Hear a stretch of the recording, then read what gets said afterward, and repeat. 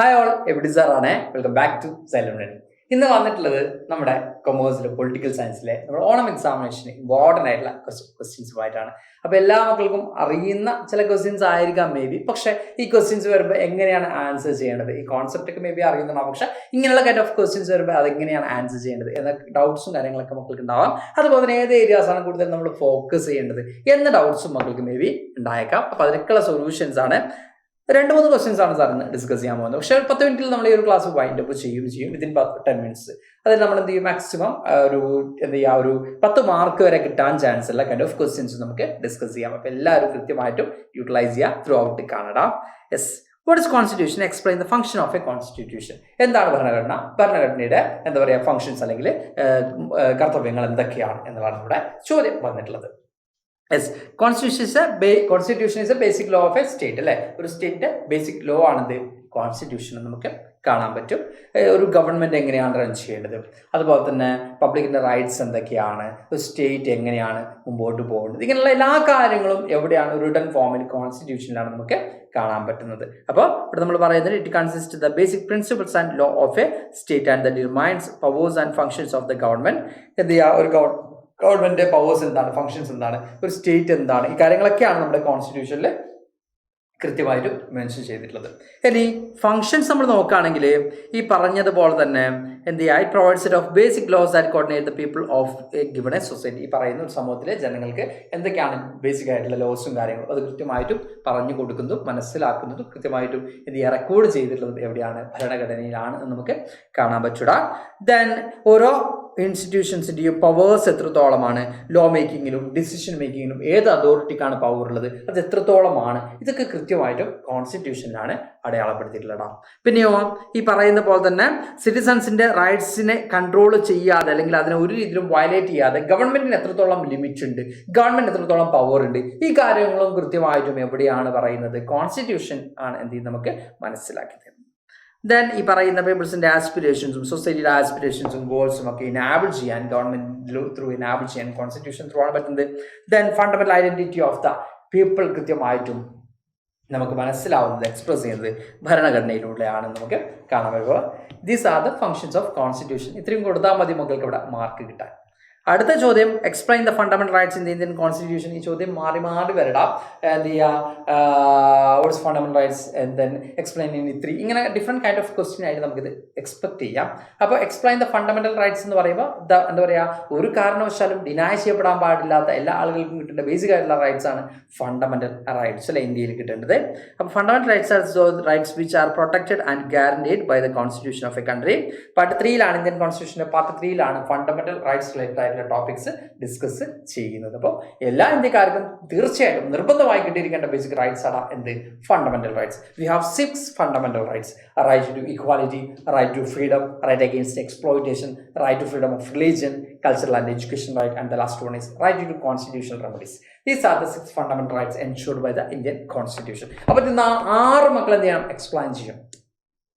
Right to equality article 14 മുതൽ 18 വരെ, അതിൽ ഈ പറയുന്ന equality for law and equal protection of law എന്നുള്ളതും, ദെൻ ഡിസ്ക്രിമിനേഷൻ എന്തെങ്കിലും ബേസിലുള്ള ജെൻഡറിൻ്റെയോ കാസ്റ്റിൻ്റെയോ റിലീജിയൻ്റെയോ അല്ലെങ്കിൽ ഈ പറയുന്ന ക്ലാസിൻ്റെയോ എന്ത് കൈൻഡ് ഓഫ് ഡിസ്ക്രിമിനേഷനും പ്രൊഹിബിറ്റ് ചെയ്യുന്നതായിട്ട് നമുക്ക് കാണാൻ പറ്റും.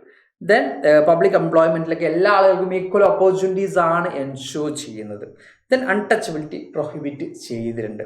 ദെൻ ഈ പറയുന്ന ടൈറ്റിൽസ്, ഈ പറയുന്ന അക്കാദമിക് ഡിസ്റ്റിങ്ഷൻസ് അല്ലാതെ മിലിറ്ററി അല്ലെങ്കിൽ അക്കാദമിക് ഡിസ്റ്റിങ്ഷൻസ് അല്ലാത്ത ഒരു കൈൻഡ് ഓഫ് ഓൺ ബേർത്തിലൂടെ കിട്ടുന്ന ടൈറ്റിൽസോ കാര്യങ്ങളൊക്കെ എന്ത് ചെയ്തിട്ടുണ്ട്, അബോളിഷ് ചെയ്തിട്ടുണ്ട് അല്ലെങ്കിൽ നിർത്തലാക്കിയിട്ടുണ്ട്. ഇതൊക്കെയാണ് റൈറ്റ് ടു ഇക്വാലിറ്റിയിൽ വരുന്നത്.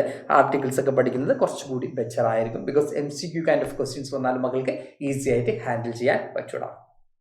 ദെൻ റൈറ്റ് ടു ഫ്രീഡം എന്ന് പറയുമ്പോൾ ഇതിൻ്റെ ഭാഗമായിട്ട് 6 എന്താ പറയുക ടൈപ്സ് ഓഫ് ഫ്രീഡം ആണ് നമുക്ക് കാണാൻ പറ്റുന്നത്. Freedom of speech, expression, freedom of assembly, freedom of association, freedom of movement, freedom to residence and freedom of profession. ഇങ്ങനെ 6 ടൈപ്പ് ഓഫ് ഫ്രീഡംസ് ആണ് നമുക്ക് കാണാൻ പറ്റുന്നത്. ആർട്ടിക്കിൾ 19 മുതൽ 22 വരെയുള്ള ഭാഗങ്ങളാണ് ഈ പറയുന്ന സ്വാതന്ത്ര്യത്തിനുള്ള അവകാശം അല്ലെങ്കിൽ റൈറ്റ് ടു ഫ്രീഡം എന്ന കാര്യം ഡീൽ ചെയ്ത് നമുക്ക് കാണാൻ പറ്റും. ദെൻ ഈ പറഞ്ഞതുപോലെ തന്നെ എന്ത് ചെയ്യാം, protection in respect of conviction of offence. It says no person shall be punished for the same offence more than once and no person shall be compelled to be witness against himself. അതായത് ഈ പറയുന്ന ഒരാളും ഈ പറയുന്ന രീതിയിൽ, അതായത് ഒരേ ശിക്ഷ അല്ലെങ്കിൽ ഒരേ തെറ്റിന് വേണ്ടി ഒന്നിലധികം പ്രാവശ്യം ഒരാൾക്ക് ഒരേ തെറ്റിന് വേണ്ടി പണിഷ്മെന്റും കാര്യങ്ങളൊന്നും കൊടുക്കേണ്ട ആവശ്യമില്ല. അപ്പോൾ അതിൽ നിന്നൊക്കെ പ്രൊട്ടക്ട് ചെയ്യുക, ആർബിട്രറി അറസ്റ്റ് എന്ന് പ്രൊട്ടക്ട് ചെയ്യുക, ഓക്കെ, അങ്ങനെയുള്ള കാര്യങ്ങളൊക്കെയാണ് വരെ. ഡിറ്റൻഷൻ എന്നും ആർബിട്രറി അറസ്റ്റ് എന്ന് പ്രൊട്ടക്ട് ചെയ്യുക. Then life and personal liberty, protects to rights and personal liberty, ഇതൊക്കെയാണ് നമ്മുടെ റൈറ്റ് ടു ഫ്രീഡത്തിൽ വരുന്നത്. ഇതിൻ്റെയും ആർട്ടിക്കിൾ മക്കൾ കൃത്യമായിട്ടും ഫോക്കസ് ചെയ്യുന്നത് കുറച്ചും കൂടി ബെറ്റർ ആയിരിക്കും.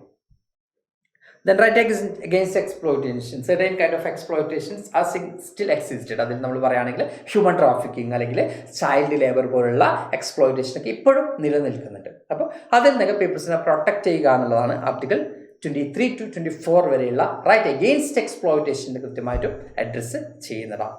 Then right to freedom of religion. ഇന്ത്യയിൽ ഇപ്പോൾ നമ്മൾ സെക്യുലറിസം ഫോളോ ചെയ്യുന്ന ഒരു നാഷനാണ്. അപ്പോൾ ഒരു പെർട്ടിക്കുലർ റിലീജിയൻ നമ്മൾ ഒഫീഷ്യലായിട്ട് റിക്കഗ്നൈസ് ചെയ്തില്ലെങ്കിൽ ഈ പറയുന്ന പോലെ തന്നെ നമ്മൾ എന്ത് ചെയ്തിട്ടില്ല, ഡിക്ലെയർ ചെയ്തിട്ടില്ല. ഒരു റിലീജിയനും നമ്മൾ മോർ ഇമ്പോർട്ടൻസ് കൊടുക്കുന്നില്ല, ഒരു റിലീജിയനും നമ്മൾ ലെസ് ഇമ്പോർട്ടൻസ് കൊടുക്കുന്നില്ല, വളരെ ഈക്വൽ. ഓക്കെ, ഇവിടെ റിലീജിയസ് ആയിട്ടുള്ള ഒരു ഇമ്പോർട്ടൻസ് ഒരു പെർട്ടിക്കുലർ റിലീജിയനും നമ്മൾ കൊടുക്കുന്നില്ല. റിലീജിയസിന്റെ ബേസിൽ ടാക്സസ് കളക്ട് ചെയ്യുന്നില്ല. എല്ലാ റിലീജിയൻസിനും ദെയർ ഓൺ പ്രോഫസ് ഉണ്ടാവും, ദെയർ ഓൺ ഐഡിയോളജീസ് ഉണ്ടാവും, ദെയർ ഓൺ ഈ പറയുന്ന പ്രാക്ടീസസ് ഉണ്ടാവും, പ്രൊപ്പഗേറ്റ് ചെയ്യാം. ഇങ്ങനെ എല്ലാ തരത്തിലുള്ള ഫ്രീഡവും കൊടുക്കുന്നുണ്ട്. അതേസമയം തന്നെ ഗവൺമെന്റ് സ്കൂളുകളിൽ അല്ലെങ്കിൽ ഗവൺമെന്റ് എന്താ പറയുക ഫണ്ടഡ് ആയിട്ടുള്ള ഇൻസ്റ്റിറ്റ്യൂഷൻസിൽ എന്ത് ചെയ്യാൻ പാടില്ല, ഒരു പെർട്ടിക്കുലർ റിലീജിയനെ പ്രൊമോട്ട് ചെയ്യുക അല്ലെങ്കിൽ പെർട്ടിക്കുലർ റിലീജിയസ് ആയിട്ടുള്ള ഫെസ്റ്റിവൽസോ അല്ലെങ്കിൽ അങ്ങനെയുള്ള കാര്യങ്ങളോ കണ്ടക്ട് ചെയ്യാതിരിക്കുക. അങ്ങനെയുള്ള കുറച്ച് രീതിയിലാണ് നമ്മൾ ഈ പറയുന്ന ഏതൊരു പേഴ്സണും ഈ പറയുന്ന പോലെ തന്നെ എന്ത് ചെയ്യാൻ പറ്റും, റിലീജിയസ് ഇൻസ്റ്റിറ്റ്യൂഷൻസ് മെയിൻറ്റെയിൻ ചെയ്യാൻ പറ്റും, ചാരിറ്റബിൾ ഇൻസ്റ്റിറ്റ്യൂഷൻസ് ഒക്കെ മെയിൻറ്റെയിൻ ചെയ്യാൻ പറ്റും. ഇതൊക്കെയാണ് നമ്മുടെ റൈറ്റ് ടു ഫ്രീഡം ഓഫ് റിലീജിയനിൽ വരുന്നതാണ്. ദെൻ കൾച്ചറൽ ആൻഡ് എഡ്യൂക്കേഷണൽ റൈറ്റിലേക്ക് വരുമ്പോൾ എസ്പെഷ്യലി ഇത് ഫോക്കസ് ചെയ്യുന്നത് മൈനോറിറ്റീസിനെയാണ്. ഓക്കെ, നമ്മുടെ നാഷണലിലുള്ള മൈനോറിറ്റീസിൻ്റെ their culture, their script, their language ഒക്കെ പ്രൊട്ടക്ട് ചെയ്യാൻ വേണ്ടിയാണ്. ദെയർ ഓൺ ഇൻസ്റ്റിറ്റ്യൂഷൻസ് അവർക്ക് എസ്റ്റാബ്ലിഷ് ചെയ്യാം, ഓക്കെ, അതിനെ പ്രൊമോട്ട് ചെയ്യാം, അതിനൊക്കെയുള്ള റൈറ്റ്സ് അവർക്ക് ഉണ്ട്. അപ്പോൾ മെജോറിറ്റി ഡോമിനൻസിൻ്റെ മുമ്പിൽ മൈനോറിറ്റീസ് എന്ത് ചെയ്യരുത്, മൈനോറിറ്റീസിൻ്റെ കൾച്ചർ എന്ത് ചെയ്യരുത്, ഡിസിൻറ്റിഗ്രേറ്റ് ആവരുത് എന്നുള്ളതുകൊണ്ടാണ് ഇങ്ങനൊരു എന്ത് ചെയ്തിട്ടുള്ള റൈറ്റ് ഇൻക്ലൂഡ് ചെയ്തിട്ടുള്ളത്. Then the last one is the right to constitutional remedies. The heart and soul of the Indian constitution എന്നാണ് റൈറ്റ് ടു കോൺസ്റ്റിറ്റ്യൂഷണൽ റെമഡീസിനെ ആര് അഡ്രസ് ചെയ്തിട്ടുള്ളത്?